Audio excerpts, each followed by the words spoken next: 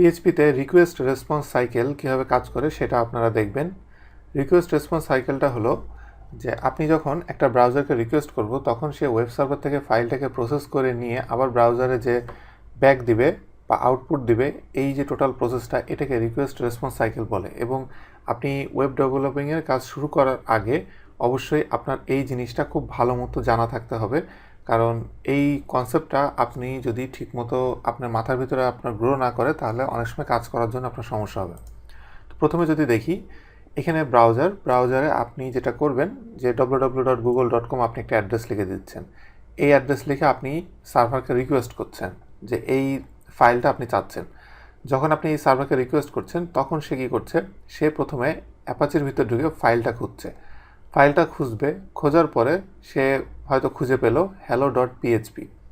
যখন সে .php extension দিয়ে ফাইলটা পাবে তখন সে বুঝতে পারবে যে এটার ভিতরে হয়তো পিএইচপির কোনো কোড আছে, যার কারণে .php। তখন সে কী করবে অ্যাপাচির ভিতরে ফাইলটা ঢুকিয়ে ফেলবে, ঢুকিয়ে এইটা প্রসেস করবে এই পিএইচপিকে।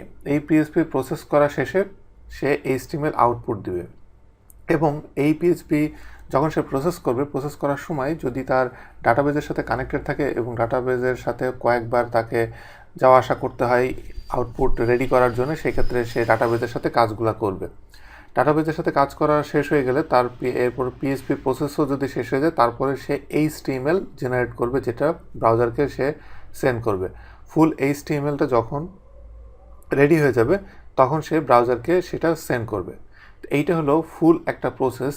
যে আপনি যে একটা দেখবেন যে ডাইনামিক ওয়েবসাইট যদি আপনি বানান তাহলে এই প্রসেসের যে কোনো ওয়েবসাইট বলেন সব এই প্রসেসে কাজ করে। তো এইভাবে আপনাকে এই সাইকেলটা আপনাকে মনে রাখতে হবে। আমি আরেকবার বলছি, ব্রাউজার রিকোয়েস্ট করবে সার্ভারকে, সার্ভার ফাইলটা খুঁজবে, খুঁজে যদি সে দেখে এটা .php এক্সটেনশন তাহলে সেটাকে প্রসেস করবে। প্লাস যদি এর ভিতরে ডাটাবেস কানেকশন থাকে, ডাটাবেসের সাথে কয়েকবার কানেক্ট হবে, কাজ শেষ করে পিএইচপি প্রসেস করে HTML আউটপুট রেডি করবে এবং এরপরে সে ব্রাউজারকে এটা রিটার্ন দিবে। এইভাবে ফুল প্রসেসটা কাজ করে।